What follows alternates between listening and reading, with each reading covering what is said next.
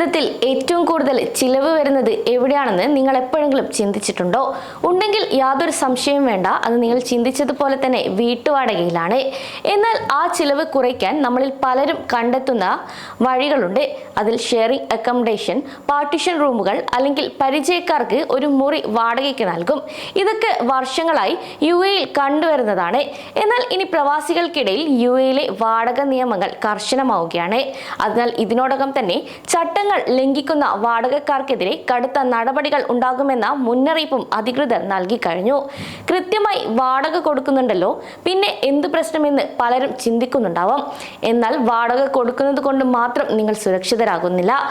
അതിനാൽ UAE വാടക നിയമങ്ങളിലെ കർശനമായ നിബന്ധനകളെക്കുറിച്ചും അത് ലംഘിച്ചാലുണ്ടാകുന്ന പ്രത്യാഘാതങ്ങളെക്കുറിച്ചും UAE താമസിക്കുന്ന മലയാളികൾ കൃത്യമായും അറിഞ്ഞിരിക്കേണ്ടത് അത്യാവശ്യമാണ്.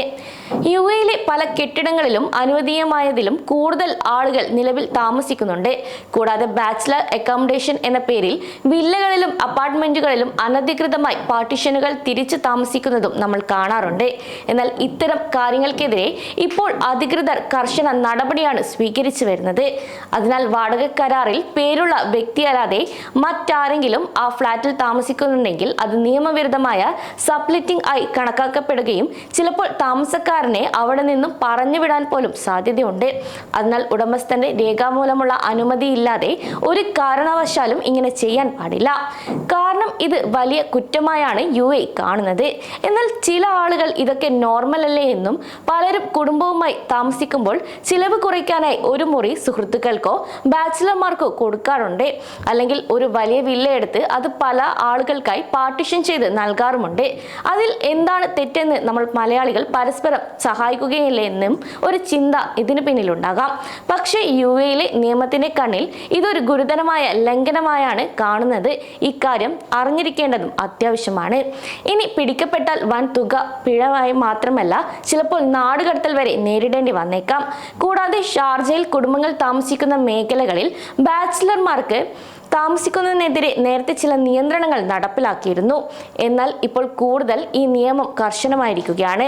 എന്നാൽ ഈ ഒരു നീക്കത്തെ ഒരിക്കലും പ്രവാസി വിരുദ്ധ നീക്കമായി കാണേണ്ട, മറിച്ച് ഇത് സുരക്ഷയുടെയും നഗര സംവിധാനങ്ങളുടെയും ഭാഗമായാണ് ഈ നടപടികൾ.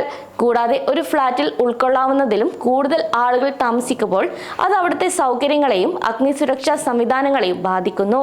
മാത്രമല്ല, രജിസ്റ്റർ ചെയ്യാത്ത താമസക്കാർ രാജ്യത്തിന്റെ സുരക്ഷാ സംവിധാനങ്ങൾക്ക് ഒരു വെല്ലുവിളിയാണ്. അതിനാൽ ആരാണ് എവിടെ താമസിക്കുന്നത് എന്നതിന് കൃത്യമായ രേഖകൾ വേണമെന്ന് ഭരണകൂടം പറയുന്നു.